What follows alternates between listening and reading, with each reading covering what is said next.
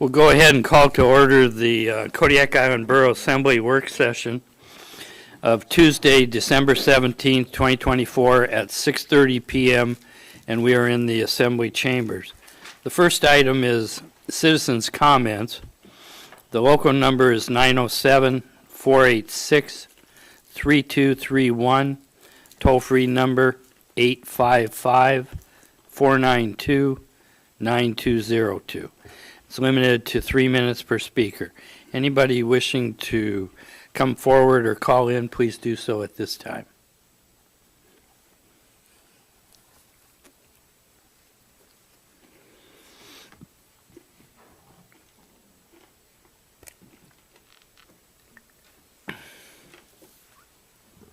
Hi there. My name is Patrick Dusterlow, and thank you for all that you guys do. I hope you feel appreciated at least a little bit sometimes. I know it's kind of a thankless job, so really, thank you. I couldn't do what you do. I did send a letter to the Assembly. I don't know if you received it or not, but it was in concerning to lithium-ion batteries and such. And just in case you haven't gone over it, I wanted to clear up a few quick things. And as you may or may not have read, we got a lot of cars coming, in the world and to our island that are battery powered, and I'm certainly not against that at all, but we have a logistical problem of shipping them off the island if they were to become damaged or recalled by the manufacturer. In fact, it's a six-figure problem. And it hasn't happened too much in Alaska. We don't have a lot of electric vehicles in Alaska. There's some towns that have done some good swapping programs with Tesla that I found out. But when you have to put a damaged or recalled battery on the water, the federal rules that kick in are really crazy. And again, it is a six-figure problem that requires a team of hazmat certified and credentialed individuals to do this. And it's expensive. The letter also explains kind of a little bit of the technology that are going on, how lithium-ion batteries work, and the real concern of mine personally is the electrolytes that are within them, which is carrying the ions from the positive to the negative when it's charges and discharges. And it's like battery acid, your normal car battery, and they're making up new molecules to go in this stuff to make them freeze, at much lower temperatures, to go much further distances, to create them to be much more consumer-friendly. There's tons of funding for all this. I couldn't find any funding at all to keep up with the mess they might make if they spill into a lake. The EPA currently is rewriting all their federal rules to try to keep up with this technology, but the rules and policies are always behind technology. And we don't even know what this stuff is going to do to the environment, much less how do we clean it up. So where I'm going with this is that since we're seeing more and more vehicles that are powered this way, hybrids and battery-powered vehicles, we haven't had an instance yet, but if one catches on fire, for example, again, it's a six-figure easy problem. It is, and I want to know how to underwrite that. I think we have some responsibility. I'm not sure exactly whose responsibility it is, but I would really love to require an underwriting of that eventuality. I called Tesla. I called insurance companies. Zip. So that's where we're at with that. Anybody who's got a battery-powered vehicle on the island, whether it's a hybrid or electric, if it were to get fire or get damaged or get recalled, is going to cause a huge environmental problem and a huge expense. And so I'm hoping one of those two items might incentivize at least an agenda item that could be talked about. How do we sidestep this obvious problem that's going to happen eventually? Thanks. Thank you, Patrick. Anyone else wishing to come forward or call in? Any calls?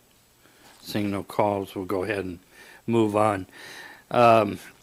First item of the work session is discuss draft ordinance modifying Kodiak Island Borough Code 3.30.100 to remove language pertaining to the allowance equal to 10% as project contingency.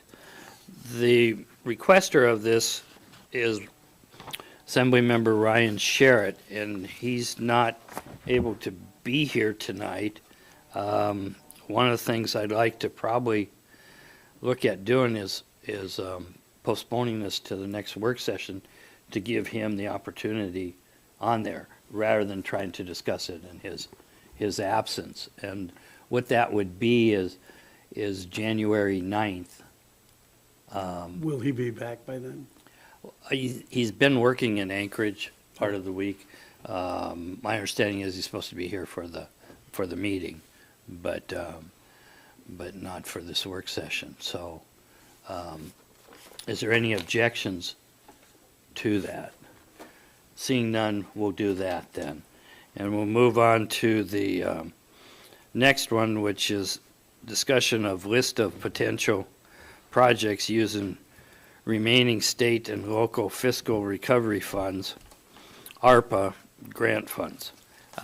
Staff report, Dave? Well, I think. Sorry. Basically, most of the items that are on this particular agenda tonight deal with trying to expend I believe it's 1.7 million that has to be committed by the end of the month, I believe. Dora is here if you have specific questions, but I mean, I don't see a need to go through everything here when we're going to do it in a progression on the agenda, but that's your call. Right, well, progression on the agenda, there could be disagreement on part of that, and I'm also seeing on the paper here, there's other projects that are not listed on the agenda. Well, okay, so with your permission, I would say let's have Dora give her a little discussion, and we'll go and see where we go from there. Dora, thank you. Hi. You're right. The rules are it has to be expensed or it has to be obligated, and obligated means a fully executed contract by December 31st. So there's a list of items that staff is offering up as potential. If it was my decision, I would have you guys obligate, meaning appropriate the expenses and obligate contracts in excess of what we need of the 1.7, just in case we get into a contract and decide, oh, we've opened something up and we have to stop the contract. We can't because of whatever reason. If you have obligated 1.9 million to that 1.7, and one of the other contracts in part or in whole falls through, then we have other areas to backfill that amount. But if you don't obligate more, if you only obligate the 1.7 and something happens, there's no way for us to go back after December 31st and recoup any of that. So there are some items on here that are expensed. The sewer lift station, those weren't necessarily a project, but they could be used. And some of the most of the projects are on, except for the approved contracts. You'll see there's the total contract cost. There's the part that's not eligible for SLFRA funding, and that was expenses that were incurred prior to July 1st. Because of our audit, any expenses we had applied to that grant were audited as of July 1st, so that's closed. That time period's closed now. So there's a list of eligible funding from those contracts we could use, and then a note to the side on what we've spent already this fiscal year on those amounts. Probably totally confused you, so ask questions. No, I think we are understanding what you're saying. For instance, on North Star Elementary roof and skylight, the contract amount is $99,423. The previously spent and not eligible is $61,730. Am I reading that correctly? Okay. Yes, and so what's eligible to be allocated to the SLFRA funds is the $37,000, and as of 12/11, we've spent zero of that money. Dave? So what I was referring to is on this list, the first one that says not started, that mental health, when you look at what that is, that's 1.3 million. So there's a very large portion just on that one discussion. So that's what my reference was to. So I apologize if I confused the issue. Okay. Thank you. Any questions? Discussion? They all We'll seem move good. on. All seem good to me. And Let's we'll go for it. And we'll go over the other stuff that's on the agenda there. So we'll move on to the packet review. Oh, I Dora? forgot, sorry. So, you will see a budget amendment coming forth. Well, not a budget amendment per se, but an amendment to the previous ordinance that you did allocating the SILFRA funds to Peterson and the landfill project, to whatever you decide, whatever decisions you make on this list, that'll be the ordinance that'll come before you. But until you tell me what you want, I can't create the ordinance. Okay, so I was looking here, this says that the handout here tonight, shows that remaining unobligated grant balance is $1,712,770.97. So everything else has been allocated of the $4,787,000. And what you're saying is you're going to bring an adjustment? So if you're gonna want to include, say, the mental health rehab building contract, then I'll have to craft an ordinance to say, instead of doing the stormwater landfill, whatever was the water infiltration and collection improvement project, which is what you previously had it allocated to. That we haven't used. Right, and that we can't use before 12/31, then I'll have to put together an ordinance saying, we thought These we are were the- going to spend it here, but now we've decided we're going to spend it here. So we're going to list the things that we're going to spend it on. Right. Okay. So that's not needed for SLFRA grant per se, but it is required for our internal. Makes sense. And are you looking at that is required for the meeting on Thursday? Or No. I was thinking in January. Okay. I just want the federal just grant wanted to make- requirements. I just wanted to make it clear. Dave? We believe that your approval is that indication, and we can move forward with the rest of these, depending on what happens later. And also, just for your reference, the contract that was put out to do these, drill these wells and do some investigation at the landfill, no one bid it. We had it out to bid. No one chose to bid at this point in time, so that's why it was withdrawn. Okay, thank you. Any other questions of Dora or Dave? Okay. Then we'll move on to the packet review, and the first thing in the packet review is unfinished business. Rescinding the approval of contract number FY 2024-38 with Otis Elevator Company for elevator maintenance services. Staff report, Dave?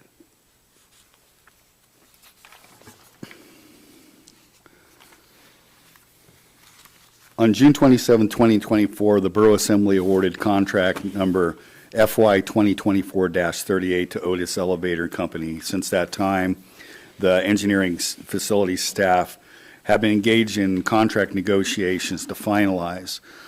On September 10th, 2024, Otis submitted an email proposing additional conditions that were not acceptable to the borough.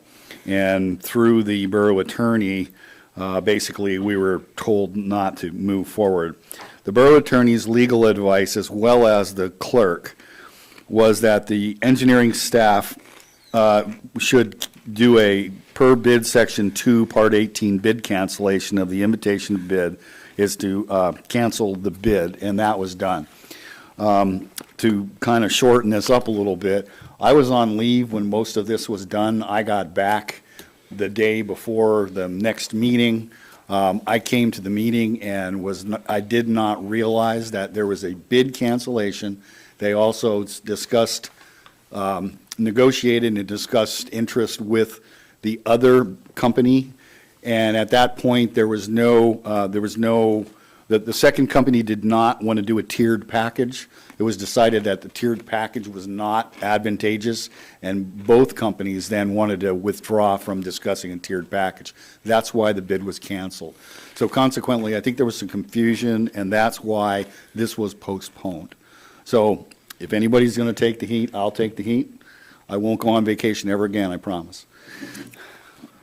But if there's any specific questions, we're asking to rescind. We have rewritten this, and it is just about ready to go out again with our new formats.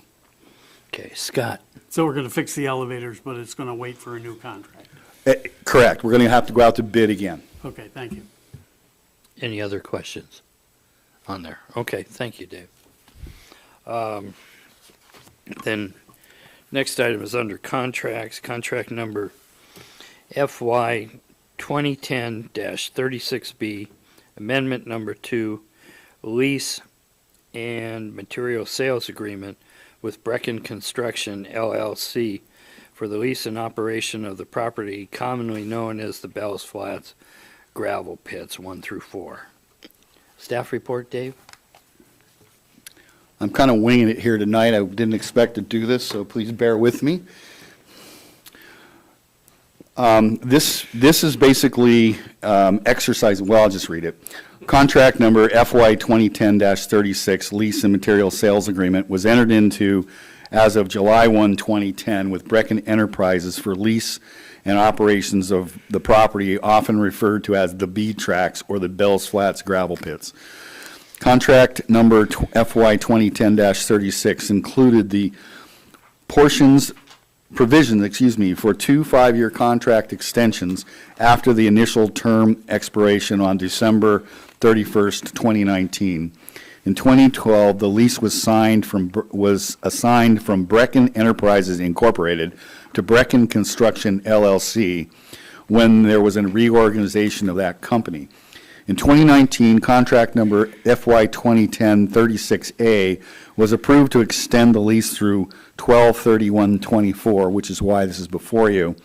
A representative of Brecken Construction contacted the borough manager to request the second extension allowed in the lease. Borough staff have drafted the attached amendment and worked with the borough attorney and Brecken Construction representatives to finalize. I will point out that, let me find it, the 8th whereas in the contract needs to be deleted. So there was a grammatical error. There was an extra whereas stuck in there. So that needs to be taken out. And just for information, for history on this, 7/1/2010, the original lease between KIB and Brecken Enterprises Incorporated for 9.5 years through 12/31/2019. On 6/6/2012, the assignment of the lease from Brecken to Brecken Construction, so that was during their transfer of ownership. 6/21/2019, amendment to the lease, renewing the agreement for 5 additional years through 12/31/24. First 2 extensions provided for the original lease. All other terms in original agreement remain in effect. So basically, this is exercising the second lease extension that was in the original contract. DNR had approved the reclamation plan, covered the operating period 2010 through 2020, and although we're beyond 2020, the plan remains active with the state. So the reclamation plan is still in place, and that had been a requirement. Brecken Construction LLC documentation with the State Division of Corporations includes the amendment of the ownership to include Seldovia Native Association as its managing member. The signature line on this amendment requires the signature of the Seldovia Native Association representative, and those arrangements have been made if this is approved. Okay, so back to the 8th whereas you said is not needed. Yeah, this is from Megan. She is the one who did most of the drafting of this with the attorney, and she handed me this afternoon. Okay. So if it's your choice, we will go ahead and alter that document so you have the corrected document on Thursday evening. Okay, the 8th whereas says, whereas when the parties amended the lease and material agreement on July 19, 2019, to extend the term of the lease to December 31st, 2024. That's this one expiring now. Right. And why are we deleting it? It's probably not necessary for the language. Lena has Lena? her hand up. It looks like it's included in whereas number That's 4. Yeah. I Okay. think it's a It's duplication. just a duplication. Okay. I just want to make sure why we're doing it. And I'll That's go ahead and suggested. get that changed for Thursday night. Okay, we agree? Done. Okay. Any questions or discussion on the part of the lease on there? Okay, then we'll move on to, that would be contract number FY 2025-35, mental health buildings demolition and abatement with Far North Services in the amount of $1,390,000. Staff report, Dave? Assemblymember Sherritt requested discussion of this item on July 25th, 2024. During the Assembly work session on October 31st, I made a presentation about the current status of the mental health buildings. The previous renters vacated the premises on June 2022, and that would have been Providence Mental Health Center. In the spring of 2024, 3 of the apartments were impacted by steam and hot water damage resulting from a frozen, broken domestic heat pipe failure. Knowing the existing buildings contained asbestos containing materials, the borough hired NWFF to conduct testing of the impacted spaces. Engineering staff discussed the damages and possible solutions with Jensen Yorba Wall. A large portion of the presentation that I had provided at the work session was regarding the estimated cost for 2 phases of a project to recuperate the buildings, interesting word, to a usable status, a demolition of an abatement phase and a reconstruction phase. This contract is for Phase 1 demolition and abatement of the buildings. Staff issued an invitation to bid on the project November 27, 2024, advertised the designated 3 weeks per CABE code 3.30.040. Staff performed a pre-bid conference and walkthrough of the facilities with interested bidders on December 10th, 2024. The bid submissions were due December 13th, 2024. Staff received 5 submissions.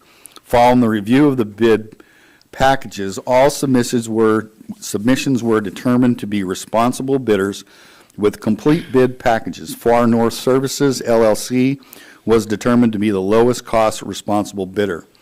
Award and signing of the contract will also be contingent on the end of the protest period, which ends December 23rd, 2024. So this was compressed because of the timeline with the ARPA funds. Okay. Dave, could you explain that it talks about bid modifications on Far North Services? So what happened was I unfortunately had to leave due to other issues going on within the borough. The bid opening happened while I was in Kodiak. I did not have access to my email. When I returned, we found that there was a bid modification that had been emailed to my email address for an additional $230,000. All of that is legal by code. And nowhere in the code does it say that it has to be accompanied with the packet, that it can't be emailed or can't be faxed. So it fit that category. It was prior to the bid opening. We called after the bid opening. I called, had 2 witnesses in the room. I specifically asked them if they were comfortable with the price that they had provided. I had explained that there was quite a disparity between the low bidder and the high bidder. They said they were comfortable with it. They absolutely assured that the reason there was a $230,000 increase was they had last-minute things received from a subcontractor they were proposing to hire, so that's what made that go up. And I also made sure that they were just completely comfortable and were willing to accept this, and they said yes. So we have that documented. So all of the codes, all of the requirements for the contract were indeed met per the code. Okay, because part of why I was asking was the copy of the bid tabulation didn't have that $230,000 thousand on it. There's another piece of paper Uh, in there. Right. Right. We've got the printed one, but I'm talking the one that I'm thinking was at the time the bids were open. Okay, well, that bid tab has been modified, Okay. Well, updated. the one in my possession here. It's probably done electronically. Yeah. Oh, no, they did it by email on there. What I'm saying is, Well, that would be when they were electronic. doing this is typically what would take place at the bid opening. So And basically they're what writing the bids down. I'm hearing you say is you would like that, make sure that that is updated for the packet on Thursday. I think so. Because it's not showing on there. So if I'm I'm just making sure, Yeah. the Yes. email part I understood, I'm making sure I'm getting the chronological order correct. Okay, Scott. thank you. And there's no local contractors within 10% of these guys. The local contractor chose not to participate in this proposal, this proposal. Thank you. Well, local contractor we have is Friend Construction. They chose not to, yes, they did. were with another subcontractor. I was referring to abatement contractors. Okay. I heard local contractor and Friend Construction would be considered local on there.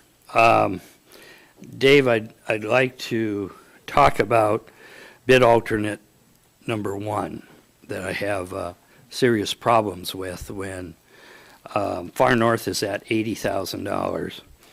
And the lowest bid among the other four was $10,777, and the highest was $27,041.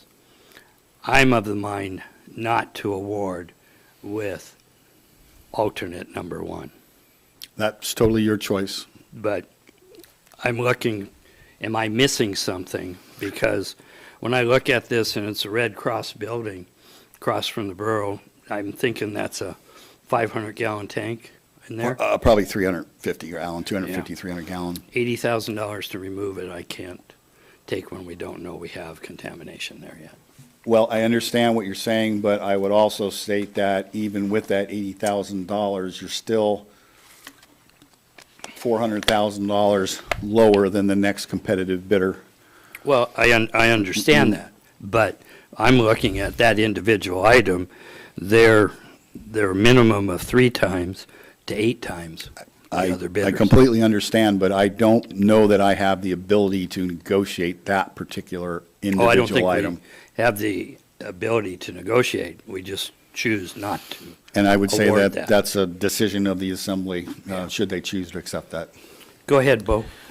So just, I'm not following the issue. So, Mr. Conrad, through the mayor, if I understand the mayor correctly, and we did not accept that alternate one bid, that means we would not accept the total bid for this project, correct? No. You can Okay. turn down that alternate. Okay. It would basically have to go out for a Yeah. rebid. No, just for that Just project. that Okay. component. What we would be would do, removed. Bo, is we would award the base bid only in the amount of $1,310,000.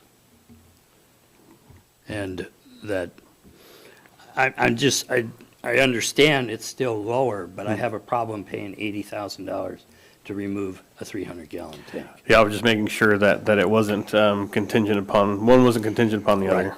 No. Right. Cool, thank you. Any other questions or discussion on there? Okay.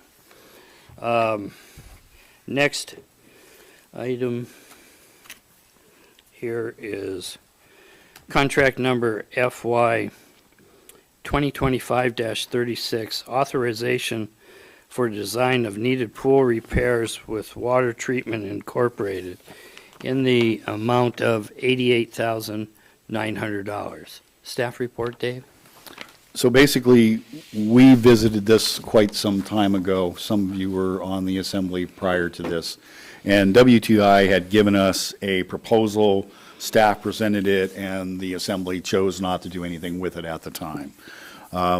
In this particular item, we went back to WTI. We asked them to to revise their proposal. It just happened to go up a few $1,000s. These are professional pool folks. We obviously all know that with all the presentations that we have issues with a pool that's 15 years or old, less than 15 years old. And it's like any other building, any other facility, probably more than others. If you don't take care of it, you're going to end up having to close it down. It's as simple as that. It is an educational space. This is part of the three-way agreement. This is a good start on a plan, a design, a finalized set of plans. And this particular proposal also provides for items, inspection items and assistance all the way through the completion of the project once it's bid. So this is strictly for the design and the oversight. Based on this, there'll have to be a secondary bid out for the actual work. And then there'll also be discussions about, do we want to phase this work? Do we want to do it as one large project? And that will come after this design work is completed. And then this approved, these guys are ready to sign this document. Questions? Dave, I have a concern, so it's a question. On the pool, we've had, because we haven't had the cover on the rebar, we've had the corrosion with the rebar and then the spalling of the concrete and the tile and that, and we've done some repairs on there. My concern is that we're not looking for those other areas with this. My concern is that we're not investigating where the other areas are that we don't have the cover on, that haven't failed yet, that are going to fail in the not too distant future. And then we have to redo the tile on it once again. And my concern is this doesn't investigate that. What's your Well, I think it thought? will investigate that because they were on site and saw this. We spoke extensively about the repairs that had been done. We provided all the photographs, so they're aware of it. I don't see how it could not be discussed and investigated. Okay, well, I want to make sure when we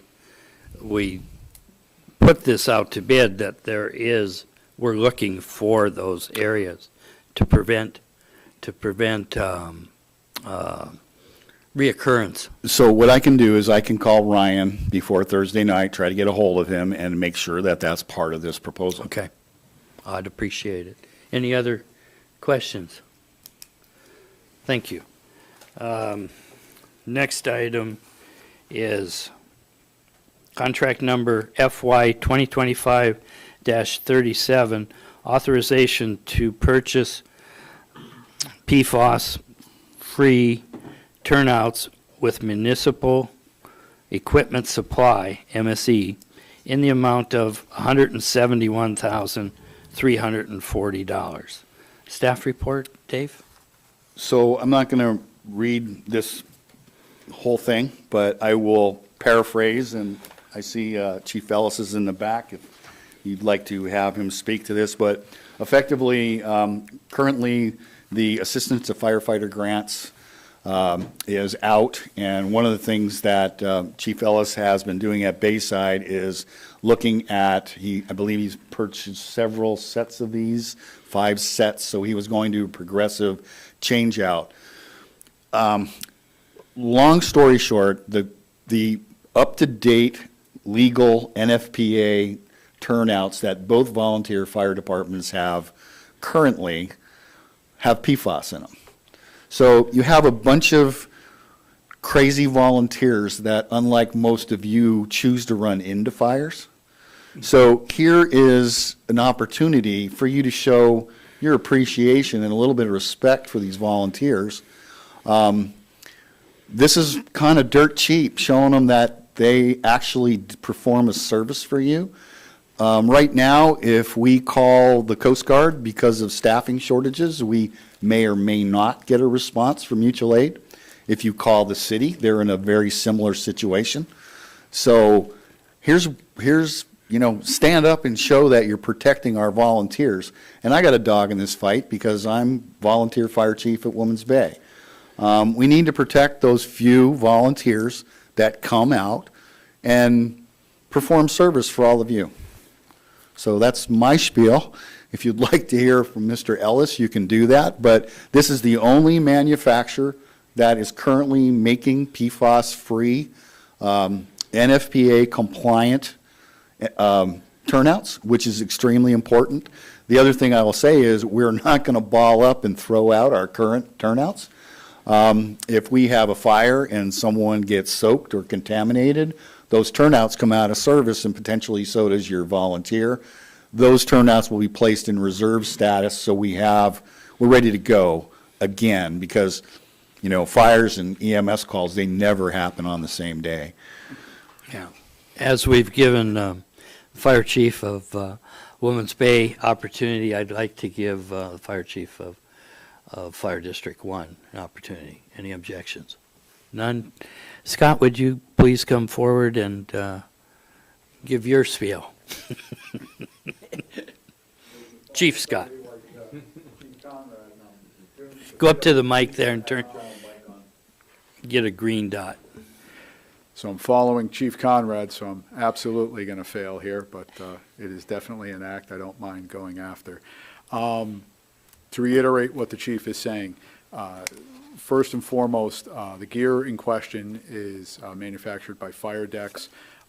Multiple positives to this manufacturer, one being that their turnaround time is anywhere between a month to 2 months, which may seem extreme when you rectify that against the vast majority, which is anywhere from 9 months to 18 months to 2 years.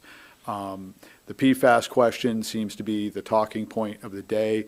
However, this has been a slow burn, no pun intended, on the fire service, and something that I've been very passionate about over the last several years.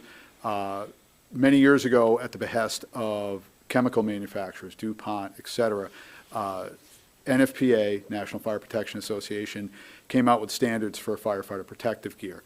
And they drove those standards away from natural fiber gear that I was issued many, many years ago when I started in the mid-'80s, cotton products, wool like that, for things like Nomex, right? And they had higher thermal barriers. They set the bar. Over the years, there started to be a anecdotal amount of evidence surfacing that it appeared that firefighters were contracting certain types of cancer at an exponentially greater rate than regular society. Studies were commissioned. What the initial findings were in the mid-2000-ishes, 2005, 2004, was that in fact there was a higher rate of what was then deemed occupational cancer with the firefighters, 400 to 500 times that of the general population. Studies then were directed as to the why, and the rapidly accepted conclusion was that fires were burning differently. There were chemicals in the contents of a home or structure that were different, and these were the reasons for the cancer. Individuals began to question that train of thought, just simply by, it just didn't meet, a test. It did not meet common sense. My father's generation of firefighters, 50s, 60s, 70s, didn't wear air packs, smoked 3-4 packs of unfiltered Lucky Strikes a day, went to fires, breathed this stuff in. My home I was raised in was a shrine to the petrochemical industry. The 70s, everything had chemicals in it. But yet somehow now, where we wear air packs all the time, positive pressure, doing all these things, cleaning ourselves, it's the soot and the stuff that's on the gear. Manufacturers come out and say you have to wash the gear. They sell us extractors, extremely expensive extractors. The end result, 5-6 years ago, was it began to come out, and the truth started to come out that it wasn't in fact what we were breathing in or what we were exposed to in the fire. Our gear itself was off-gassing these forever chemicals, leaching into our bodies, and that was what was in fact the result of cancer. Which is another reason why I am, and so is Chief, passionate about switching and getting into non-PFAS impregnated gear is the other straw that proverbially broke the camel's back was they started noticing that there was an exponential increase in female firefighters in reproductive harm.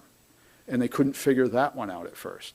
And that was what directed them down to the fact that it was the gear itself. The other little shtick on that one, which they haven't figured out exactly why scientifically, is that reproductive harm in female firefighters is exponentially greater in volunteer female firefighters as opposed to career female firefighters. They don't know why, they just know the numbers are there. That could be something as simple to explain as there's just not as many female firefighters, so the pool that they're sampling from is smaller. End result, a couple of years ago, from whence I came, where I retired from, task group formulated this new company that was emerging, not so much new, but emerging onto the market as a big player, Fire Decks.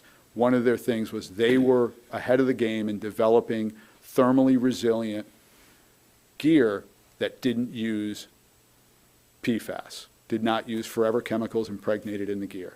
They began marketing that. My department, my old department, purchased it. We started testing it. Now, it's a department that runs about 14,000 calls a year. It was resilient. I'm here to tell you with the gear that I'm still wearing today that was purchased under that, it will protect you in a fire. It does very well. It is fitted well. The next part of this purchase that is within the ask is it's an entire ensemble to make our firefighters safer to be able to do the job that they're being asked to do, because as the chief pointed out, there's just not that many of us left on island. And even though Alaska can be remote, even in areas around, the Mat-Su, maybe it takes 30 minutes for mutual aid to get there, we have no mutual aid. If it doesn't involve a C-130 or a slow boat to China, i.e. from Homer, we're not getting mutual aid here.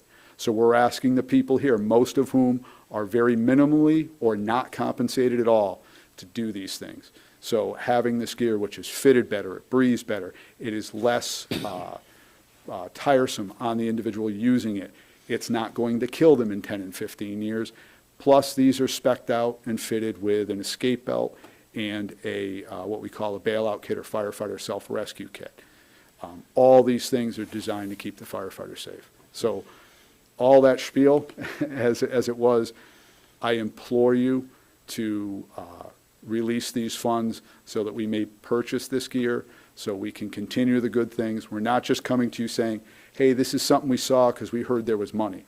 This is something that both myself and Chief Conrad and our boards have ID'd as an important thing, and we have been putting money to it slowly.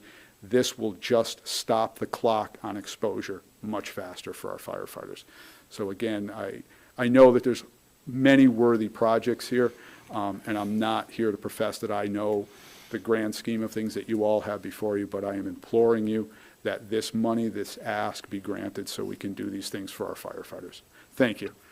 Scott, question for you. As far as the Coast Guard Fire Department and the City of Kodiak Fire Department, have they switched over? No, they have not. These yet? So to put, and this may be something, and this is certainly not a reason why, right? But it is something that we can absolutely be proud of here, and it was something I found during my research. There are currently 3 fire departments in North America that are actively pursuing switching their turnouts to PFAS-free turnouts. City of San Francisco, California, Vancouver, British Columbia, and Concord, New Hampshire. We are number 4 as far as an organization that is moving towards this as quickly as we can. Okay, another follow-up question is, not everybody goes into fire. Is it necessary to switch over completely all at once, or could it be done with lesser numbers? Part of the reason I'm asking, we've got a lot of requests here. I'm in favor of it, but in looking at it, I'm just thinking maybe 50% rather than 100% of the switch over, because I know both both fire departments have money in their budgets, so we can accommodate some of this that way too. So, to your point, Mr. Mayor, the way in which the gear breaks down and off-gases the chemicals and then allows for absorption or inhalation can be as simple as being in the firehouse. Studies have shown that firehouses that never had AFFF foam in them have ambient levels of PFAS in the air, and that is as the gear is just basically hanging around, so to speak, off-gassing. Firefighters who may only be exterior still be exposed to thermal impingement from the exterior of the building. That will cause the gear to off-gas and cause harm to the firefighter. The laundering of the gear after use, even if it's exterior, that causes it to break down even quicker. As far as the replacement, currently, as you mentioned, I think Chief Conrad did, in process of writing applications for assistance to firefighter operations and safety grants, which ends on the 20th, this Friday at noontime, Alaska Standard Time. So I have a couple different ones that I'm writing based on the results of what we get here today. On Thursday. On Thursday, my apologies. My mind has been spinning around with deadlines. And there's Christmas, and I have 2 birthdays right before Christmas. So the concept behind all this that the chief and I have been working together on is an overall package. So we have the gear. The other part is thermal imaging devices, smaller ones that are personal to each individual. Our radios are well overdue for replacement with the structure fires that our firefighters have been going through over the last year and a half, numbering 7. Multiple times, firefighters in immediately dangerous to life and health atmospheres, IDLH, inside the building, their radios have failed. So these are all things that I'm working on with the grant, working to budget in even this current budget year. It's not an ask of give us everything. It is an ask of help us along, and that's exactly what I'm doing with the AFG, is everything that we do, so we get this here. And then that changes my narrative up just a little bit to the federal ask, which is, this is what we've done here for ourselves. We're not asking for the world, we're asking for some help to get across the goal line. So, belabored answer to your question is, anything is better than nothing. I'm not here to be a spoiled child. I'm coming to you as a professional with an ask. The quick and expediency of the conversion to this gear, which we have already identified and are trying, that shortens the exposure to our firefighters. So every day that gear that is not what we're asking for, or what we have started to replace of our own volition, it continues the exposure to the firefighters. Will we work, have we worked environmentally?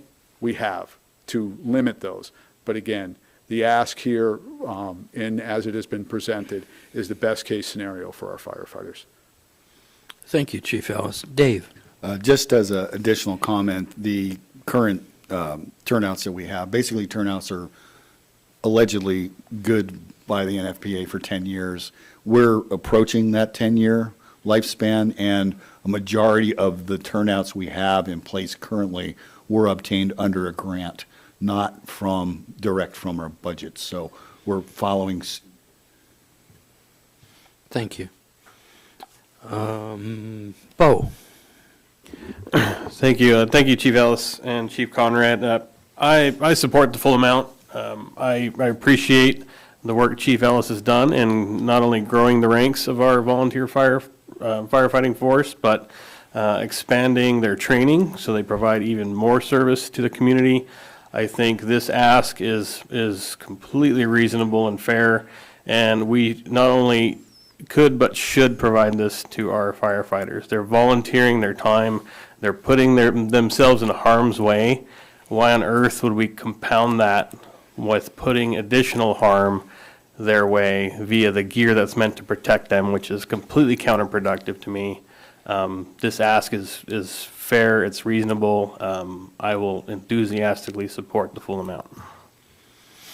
Any other discussion or comments at this time? Seeing none? Thank you, Chief Ellis. Thank you very much. Okay, next is contract number FY 2025-38, authorization to purchase an electronic time and attendance solution with Time Clock Plus LLC in the amount not to exceed $25,000. Staff report? I will Dora. please ask Dora to do this one when I do.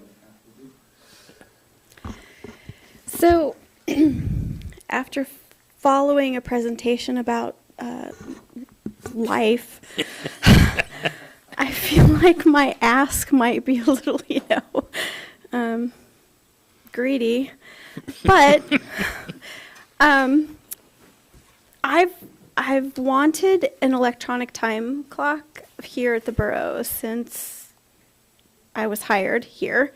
Has not obviously come to fruition. It's talked about over a couple of years, tried a couple different times, managers, temporary managers, 6-month managers, whatever, have not been willing to champion my request. Our previous payroll clerk looked into a number of different companies that provided time clock solutions. She recommended the one I'm recommending.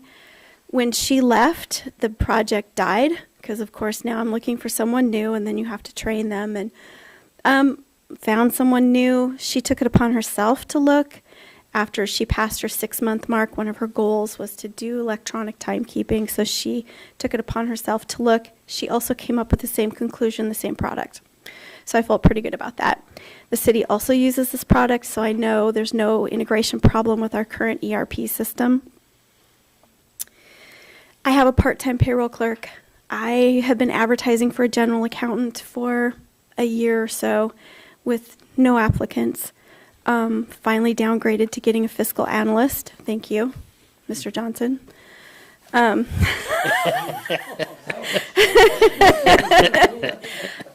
So I want to support my staff. I want to keep them. My payroll clerk's part-time.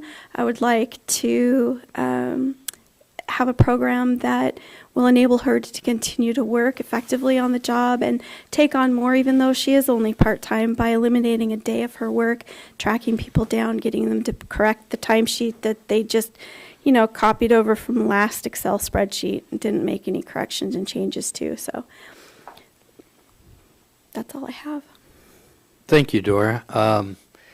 One thing I would say is, as you have heard, we got a bunch of requests over and above the money available. My question is there money in your budget also?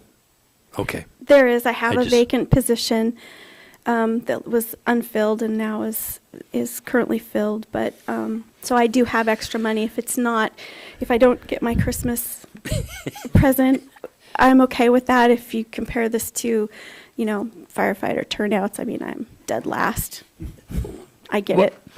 Yeah, part of the reason I ask is in authorizing it may come out of your budget instead of the other. So it's I not did- something that you want to go away. Yeah, no. No. I just I wanna have an clarify. alternative if these funds don't work out. And Okay. I'm happy to hear you talk about that, because as I was sitting back there, I'm going, wait, I told them 1.9, but if they do 1.9 and we only have 1.7, somebody has to pay for the other 200.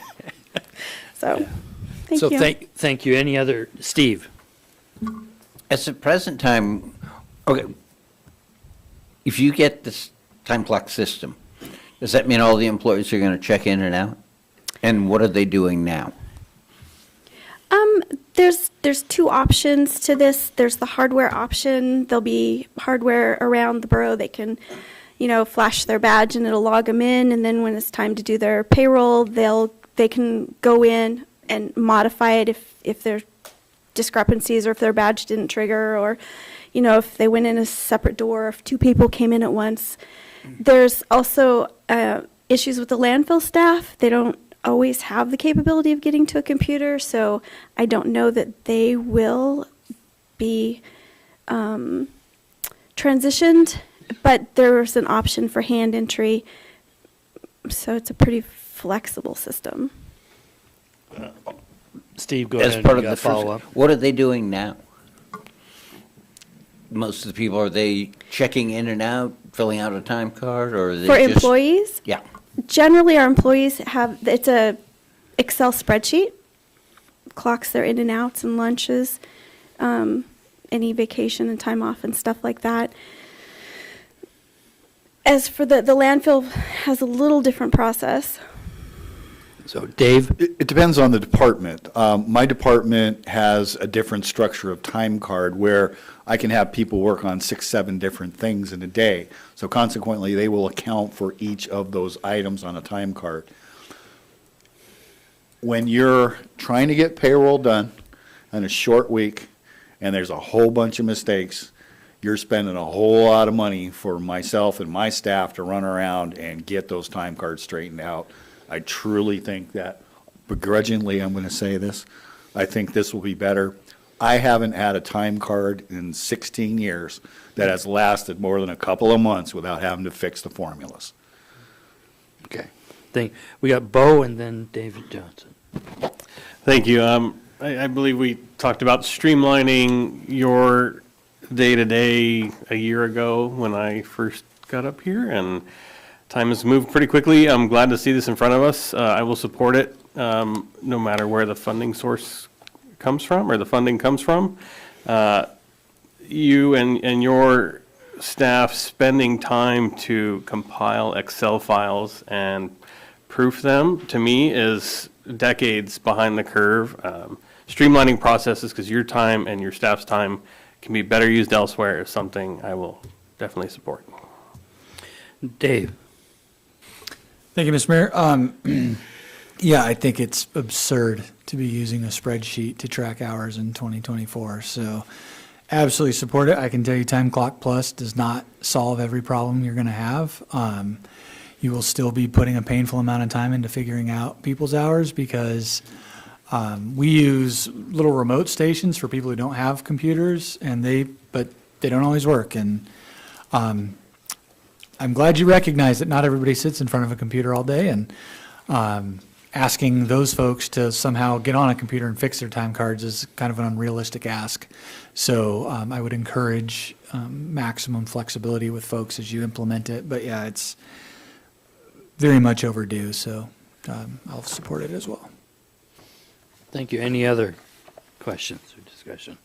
Seeing none, we'll move on to contract number FY 2025-39, authorization for the purchase of a Bobcat skid steer, I'll say, with Craig Taylor Company in the amount of $61,708.82, plus the cost of freight, insurance, and maintenance parts. Staff report, Dave?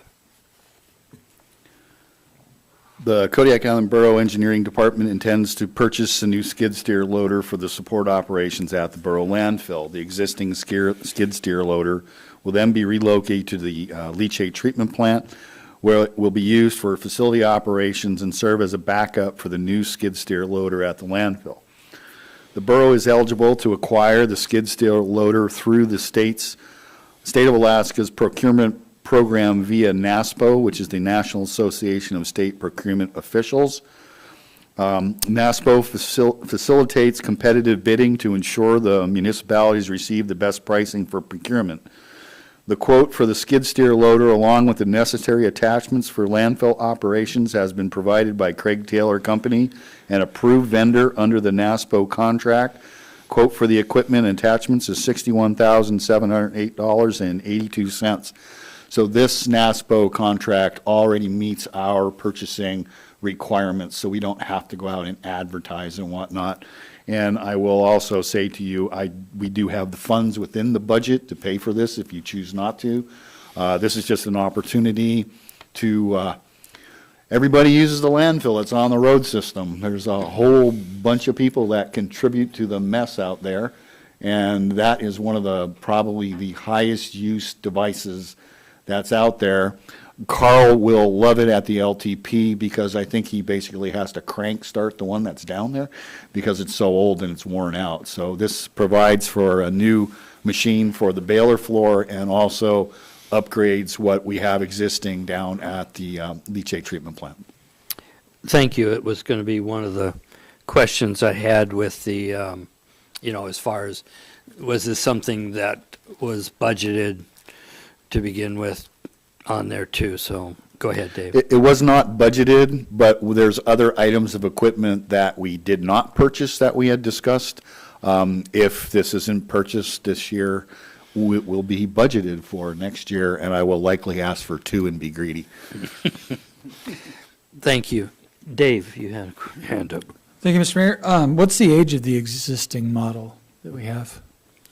I want to say it's 6 or 7 years old. That's what rings in my mind is 6 or 7. And we actually turned the first one in, we procured one, and because of, I believe that was was a the lemon. first generation that you had to put the DEF fluid in, and we didn't run it, although we run it frequently, we don't run it hot enough to burn the carbon out of the exhaust system. So we actually downgraded to a lower level that, I think it was a year earlier, that didn't require that DEF system. So, and we're keeping the horsepower down on this one as well.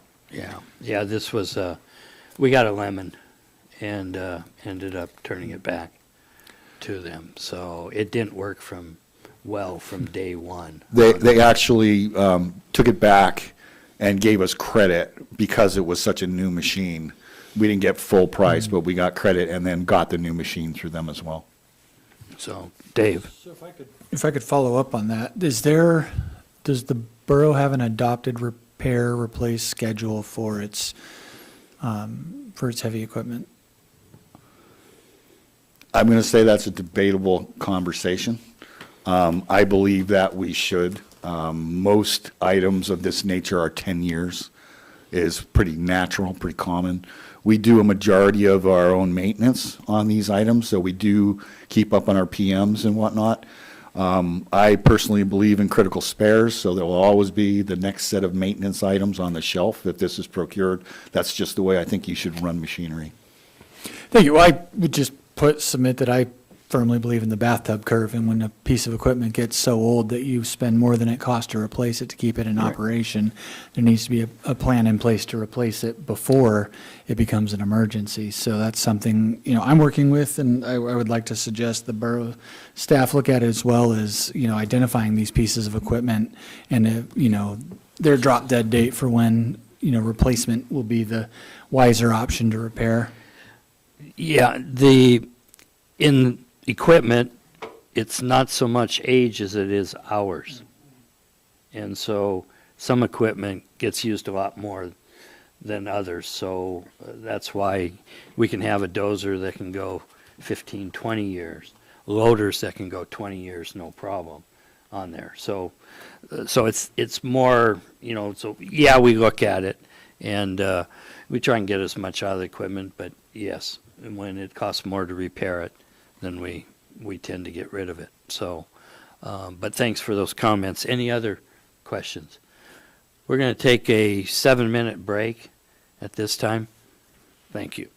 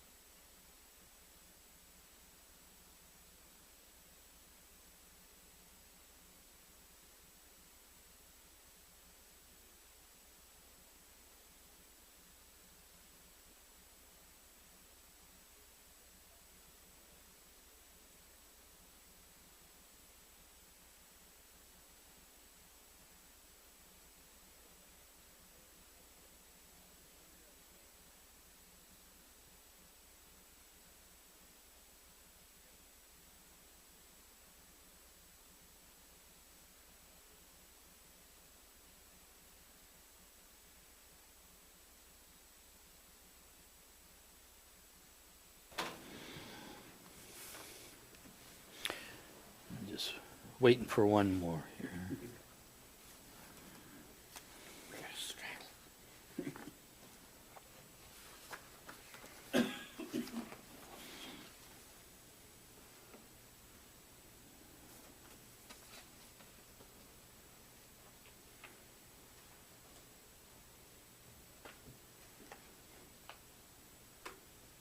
Yeah, it piqued my interest because I just got an estimate to repair the exhaust on a forklift. It was gonna be like $6,000 on a 19-year-old forklift. You're better off fabricating. Part of the reason is they're not making it. Well, yeah, they're going to eBay to find the parts. Yeah.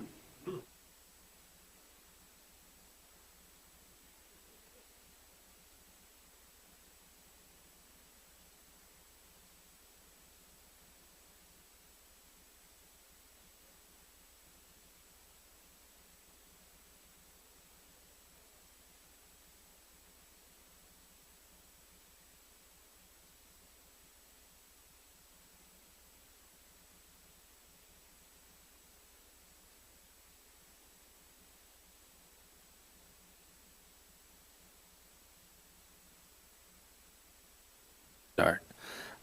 We'll reconvene the work session. Next item we have is ordinances for introduction.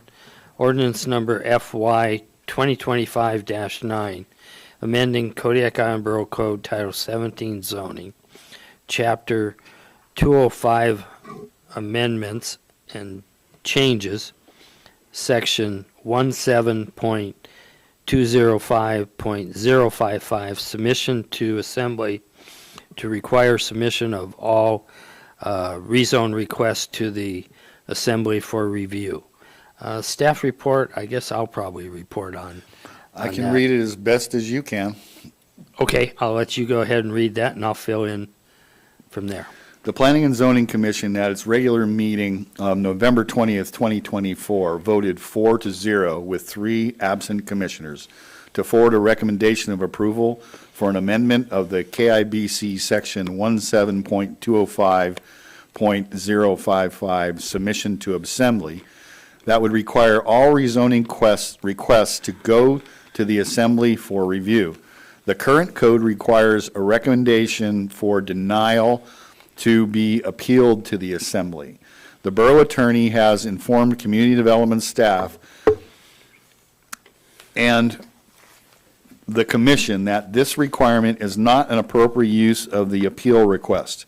In addition, the community development director informed the commission that the best planning practices require that all recommendations for denial or approval go to the Assembly for review and final action unless the applicant requesting the change in zoning withdraws the application. The commission justified its decision on this amendment based on the 2008 Comprehensive Plan goal, which states, continue to update and improve the effectiveness of borough policies, plans, regulations, and procedures, and on best planning practices. The ordinance includes a provision that the Assembly schedule the ordinance for first reading within 60 days of receiving the ordinance from the commission. An amendment was made at the public hearing to provide additional time to the Community Development Department to transmit and rezone recommendation to the Assembly, and additional time for the Assembly to schedule the rezone case for first hearing. The original time frame for both actions was 30 days. The change provides 60 days for these actions to occur. The commission conducted 2 public hearings on this amendment, one on October 16th, 2024, the second on November 20th, 24. No one spoke in support or opposition of this ordinance. One person spoke to request 60 days instead of 30 days for transmittal and scheduling of the first reading of the rezoning ordinance. Thank you. That one person that spoke about 60 days rather than 30 was me on there. Cannot get it on the agenda in 30 days on there, so that's why I requested the 60 on there. And so any questions on that? This is just for introduction, moves it forward to a public hearing in January on there. So moving on to the next one, which is ordinance number FY 2025-11, amending various sections of the Kodiak Island Borough Code, Title 17 to include defined tent and development standards for accessory dwelling units. You want to read anything there, Dave? Go for it. If you want me to read it, I can read You it. read it and I'll fill in. The Kodiak Island Borough Planning and Zoning Commission began working on potential amendments related to accessory dwelling units, starting with the work session of May of 2023. After many months of reviewing the existing regulations, in light of accessory dwelling unit regulation guides from AARP and AML, the commission held its first public hearing on amendments related to accessory dwelling units on February 21st, 2024. The commission held 3 public hearings on the amendments, making multiple revisions to the draft ordinance. On June 18th, 2024, the Planning and Zoning Commission voted 4-1 to recommend approval of ordinance number FY 2025-03 to the Assembly, with 1 commissioner absent and 1 vacant seat. As part of the Commission's review of potential amendments related to accessory dwelling units, the Commission reviewed several documents, the most important being the ABCs of ADUs from AARP and the AKDUs and AK do's and don'ts from AML. Both of these documents are attached to this agenda item. This ordinance was discussed by the Assembly on August 29th, 2024, September 12th, 2024, October 10th, 2024, and October 31st, 2024 work sessions. The Assembly expressed concerns over the following proposed revisions to the current regulation on accessory dwelling units. Removal of the conditional use permit, CUP, requirement for those ADUs that meet the development standards. The CUP remains an option for ADUs that do not meet one or more of the development requirements. Note, current regulations require a CUP for detached ADUs in the R1 and RR1 zones. A CUP is required in the RR zone for all types of ADUs. Changes to parking requirements of ADUs within the city of Kodiak and those outside the city. The proposed changes would require 1 space for ADUs in the city of Kodiak and 2 spaces for ADUs in the borough. The issue garnered a lot of discussion at the Planning and Zoning Commission meetings. Changes to size restriction to 800 square feet for all ADUs, no matter the zoning district. Note, the current ADU ordinance restricts the size of an ADU to 575 square feet in the R1 and 725 square feet in all other zoning districts where ADUs are permitted. The deletion of the requirement that the owner of the property must live in either the principal unit or the accessory dwelling unit. This change garnered a lot of discussion at the commission meetings. Thank you. Give you a little bit of a report too, and we've talked about this before. I attended all of those work sessions at the planning and zoning level, and it was when they were voting on it, one of the members who used to be the community development director for the borough felt it was appropriate to move this forward to the assembly because they weren't able to come to agreement on there. So move it up to the next level, and then it would be my hope that we remand it back to planning and zoning to do. But this is for introduction to try and have that first public hearing at our level. So, any questions? Dave? Thank you, Mr. Mayor. I think I just want to, I understand this is just a first introduction and potential public hearing, but I would still like to strongly advocate that we not take even an appearance of action until we've addressed other issues. I know last time we discussed this briefly, it was, a couple things were brought up that I wanted to address, if I might. Please do. You know, the larger question of short-term rentals is inexorably linked to these ADUs. If we approve an ADU ordinance that loosens the reins on them, which I hope we will eventually, but it's going to open the floodgates to that construction,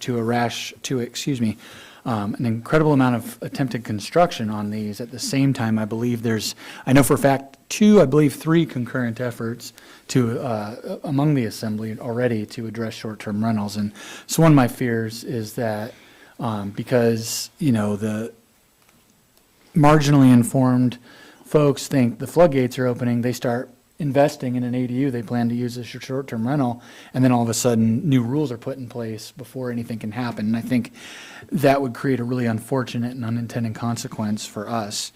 Additionally, we know there's this housing issue hanging over our heads, and we already kind of talked tonight about how finite the number of contractors are on this island who do this kind of work.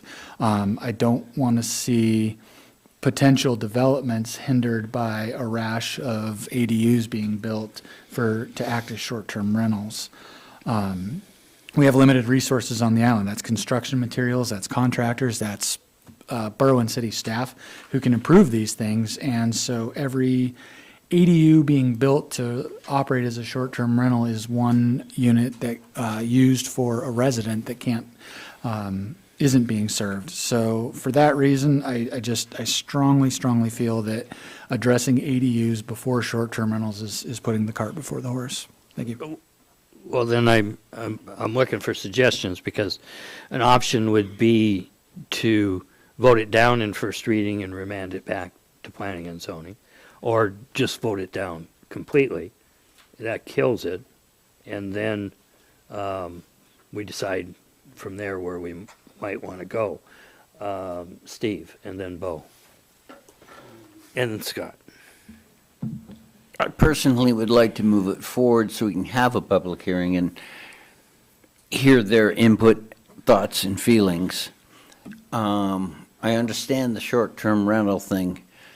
I'm still of the belief that Kodiak can only handle so many short-term rentals, and if ADUs do it, it might free up houses and other things that are doing it right now, because sooner or later it's going to get to a point that the competition will drive prices down and people aren't going to want to do it as much, the short-term rental. Thank you. If the house is flooded that's not filled. Then I have one other question that I just thought of that hasn't been ever brought up before is, a homeowner is allowed to build his own house. It's not commercial. He can't build a duplex because that's commercial and must be done by a builder. Where does an ADU fall into this? You can build a duplex, you just, the one unit, you got to have professional plumber and electrician. Where does an ADU fit into this? I'm not sure, we'd have to talk with Ted Okay, on there. it's So- just a question that I Okay. thought of going under this, if you understand what I mean. Yep. So Bo, then Scott, then Dave. Thank you. I would like to see this at least make it to the hearing level, and get more input from the public. I will say that up to this point, I've received overwhelming input in opposition for this from the community. I've had, I won't even throw a percentage on it, but it's been substantially in opposition for this amendment. I appreciate what one of the documents that were provided outlines what an ADU could help someone, or the uses they could serve the community, and providing an extra dwelling unit for a relative, or for someone who's maybe not in a higher income bracket that needs a small place to live. I could see it fitting those needs. I agree with Mr. Johnson. I don't want this to turn into, certainly I am in opposition of deleting the owner requirement for one of the 2 units. We don't need a property that has 2 dwelling units that could both be used as a short-term rental. I'm certainly not in favor of that. But I do appreciate what they could be used for, but I do think we should be mindful of how we approach it to make sure that the intended use is available to those who would like to pursue this type of build. But currently, I encourage anyone listening in the public who's in favor of this, we need to hear that from you, because I have not heard. I've heard two two comments directly in favor so far, and far more in opposition. So if you do support this, then I encourage you to come out to a public hearing and let the assembly know. Thank you. Scott and then Dave. Well, these items that they've listed, the changes, I find bothersome. The first one, the conditional use permit, is the mechanism to tell neighbors that they're planning on building an ADU, and they want to void that, which means you can suddenly have ADUs springing up all around you. And people worry about that because it's a homes. It's a parking lot. And if you take away the parking lots or the parking spaces with the ADUs, it's going to be even worse. And number three is to change the size reduction to 800 square feet. That's an Aleutian home, for crying out loud. You know, and you're changing the nature of neighborhoods without talking to the people who live in the neighborhood. And then finally, this one about not having the owner live on the property is just ridiculous. I mean, what happened to all the ADUs that were built the last time? They all turned into, vacation rentals. And none of them are used for the purpose that they were apparently designed for. And we can't control what people do with their property, really. We could say you should do this, but that doesn't mean they're gonna.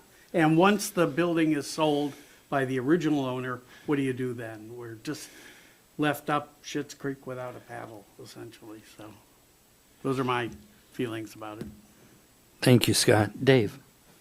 Thank you, Mr. Mayor. I just wanted to address that earlier comment about relieving pressure, and because I like the concept, right? But of economic pressures, allowing the market to self-correct. But I've yet to find a community that has built their way out of the short-term rental problem. Especially small towns like Kodiak have had to legislate their solutions. It just, we've got a finite amount of land, and this, and every batch of short-term rentals that goes up further depresses the opportunity to build a new hotel in our community, because where's the incentive to build a hotel if there's no empty beds, right? Or if there's empty beds at the existing hotels because everybody's going to the 400 short-term rentals. So I don't think that's I agree with the concept. I don't think throughout the nation it's proven out as a reality that this is a problem that can be built out of. Thank you. Any further discussion?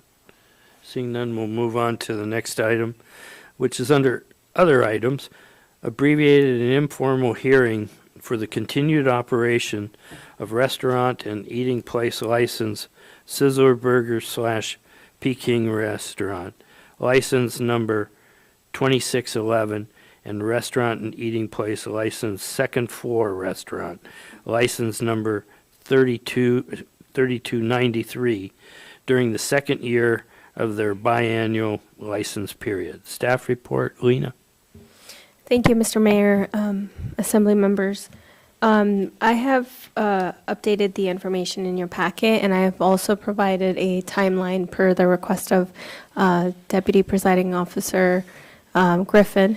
So per 3 AAC 305.085D, the governing body shall allow the license holder a reasonable opportunity to defend the license before the meeting, or before the governing body. So this is a follow-up to the list that was provided to you on November 21. At that time, the Assembly voiced protest to the continued operations of license number 2611 and 3293. The clerk's office has contacted the license holder by phone, email, and postal mail. There is a note on here that we did have the license holder come in with her daughter, and I have been in communication via email and phone with Mrs. Yoon's daughter, Stephanie, and I believe that she also emailed each one of you prior to the meeting today. She had mentioned that she may be requesting a postponement of this item, but earlier when I spoke with her, she said that might not be a request from her any longer. So I'm not sure if each of you had the opportunity to read that email.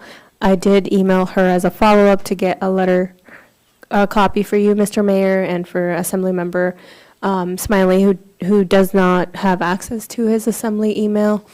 And I will provide that to you once I get that copy from her. Okay.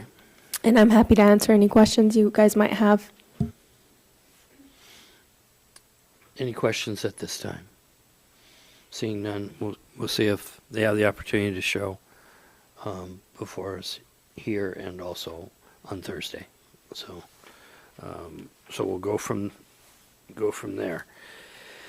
Next item is confirmation of mayoral and assembly appointments to the different boards, committees, and commissions.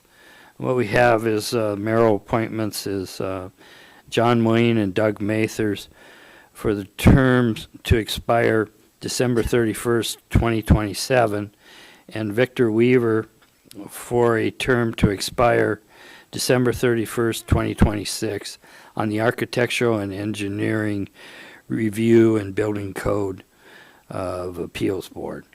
Next is James Arneson, and how do you say that name?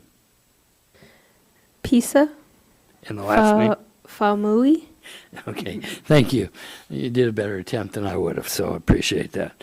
For terms to expire December 31st, 2027 on the Parks and Recreation Committee. Athena Williamson and Court Neff for terms to expire December 31st, 2027 on the Planning and Zoning Commission Borough seats. Lena Harrington to the at-large seat for a term to expire December 31st, 2027, and Doug Hogan to the Construction Business Representative seat for a term to expire December 31st, 2027 on the Solid Waste Advisory Board. And then the Assembly appointments of the following: Mark Anderson and Lee Robbins for the terms to expire December 31st, 2027 on the Citizens Board of Equalization, and Alan Wolf and Dan Beeler for terms to expire December 31st, 2027 on the Mission Lake Tidegate Service Area on there. Any questions or comments on there? Okay, then we'll move on to next one, which is confirmation of Assembly appointment to the Bayview Road Service Area Board of Mr. Eric Grupp. And any questions or comments on that? Then we're also declaring a seat vacant on the Solid Waste Advisory Board. This is Ms. Terry Pruitt. And then we're declaring a city seat vacant on the Planning and Zoning Commission, Mr. Kent Cross, and their resignations are enclosed in the packet. Any discussion on there? It's just a formality on here at this time in order to advertise on it. So, next item we have is manager comments. Amy had expressed that she'd have a report for us at the meeting rather than the work session here. Dave? Yeah, I didn't prepare anything. This is sort of last minute, but I do have a comment if I could. I'm going to ask whoever decided to steal the 4-foot by 4-foot galvanized steel grate from the top of the tide gate. That is paid for by those people, and I hope it makes a lovely walk-off mat for the front of your house. But that's going to cost those residents that money that they pay in for that service area. Quite frankly, I hope you hurt yourself picking it up. If you'd like, call the engineering department. We'll be happy to come pick it up and return it. But there's several $1,000s that basically was stolen from those residents, and I don't think that's a very neighborly thing to do. And I'll conclude my comments there. Approximately when was that taken, Dave? I wasn't aware. Sometime in the last week. In the last week. Okay, thank you for that information. I wasn't aware on there. Clerk's comments. Lena? Thank you, Mr. Mayor, Assembly members. I have printed my clerk's report, and it's in front of you. I just wanted to note that we did receive two records requests after I had printed my report. So that's just an update. And then we also did receive a renewal application for Henry's. There was a minor error on the application that AMCO sent over, and I think by the end of all of this liquor license process and procedures, I could probably go work for AMCO. I've learned so much. But I did call them and let them know that there was an error on the application. It stated that it was a package store, and that is not the case. So they're aware, and they're going to update that and send it back to me, and then I will move forward with my process and send it out to the departments for investigation. And with the renewals, it doesn't come to you unless there's any stipulations from any of the department directors, building official, KPD, or the troopers. And I just wanted to express the gratitude from the clerk's department for allowing us the opportunity to attend AAMC this year. We had some great training sessions, one which was in regards to AI and the different tools available. And I think, my biggest takeaway was one of the clerks stated that the minutes are always going to be done by clerks, and that they should continue to be written by clerks and not AI. And although I do dread typing up minutes, I agree with that. So there was discussion of Open Meetings Act and ethics, and it was a good conference altogether. So thank you. Thank you, Lena. Next item is Assembly member comments. Scott, I'll start with you. We went to visit our son in Portland, and he took us to the Oregon coast. It was high tide and absolutely stunning. You just look out.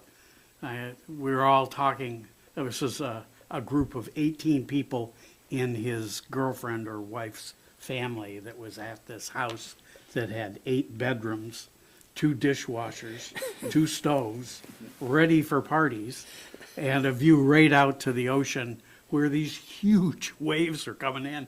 And I mean, you're just transfixed by it. It's like watching a fire, you just get hypnotized by it. So that was really fun. And I hadn't realized that the Oregon coast was such a vacation spot. It is. Steve? Let's see. I attended my first Lands Committee meeting. Basically, it was an overview of what we do, past ideas, and how to move things forward. I thought it was a good start, and look forward to being active on that committee and see if we can keep things moving at a reasonable pace. And hopefully fairly soon we can present some stuff to the Assembly as a whole, and we will be, my opinion is, we will be more concerned of the needs of the community as a whole, even though most of the time you end up with neighbors complaining. Thank you. Thank you, Steve. Dave? Thank you, Mr. Mayor. As far as the business tonight goes, I don't want it to be taken as a criticism because I don't know that it's avoidable, but I hate rushed spending. And these, hey, we got a shit ton of money, let's spend it. Fallouts are always tough, and I don't know how you get around it. It just happens.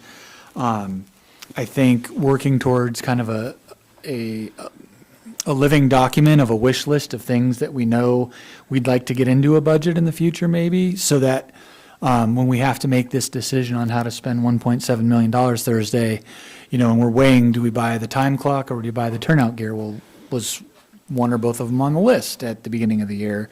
Or is, so I just want to throw that out there as, an opportunity to maybe something that drove me nuts on the school board was that we would scrutinize every dollar during the budget process so carefully, and then when the revisions come in, we spend like drunken sailors. I think there's got to be a little bit better way of doing that. I'll thank the folks who've thrown their names in the hat to be on the boards that will be appointing Thursday. I'd like to reiterate my request that the assembly take more of a advise and consent role on these appointments by requesting interviews with the folks who've put their names in the hat to make sure their goals are aligned with the strategic vision of the assembly when they're appointed. Echoing what was said earlier by our acting borough manager, I believe Kodiak is missing some very expensive, hard-to-replace equipment as well. It's a really terrible thing to do to your neighbors, your kids.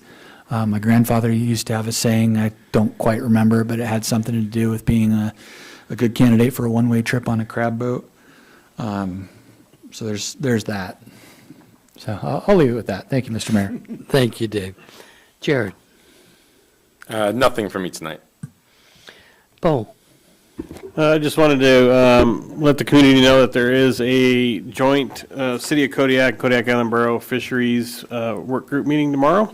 There's a lot of interesting agenda items, so if you are able to listen in or attend in person, it will be in the city conference room tomorrow at 1:30. It is a packed agenda. We encourage all different stakeholders of fisheries. So if you're a commercial fisher person, or if you're a subsistence harvester or sport fisher, please attend. You all have a seat at the table, and we welcome it.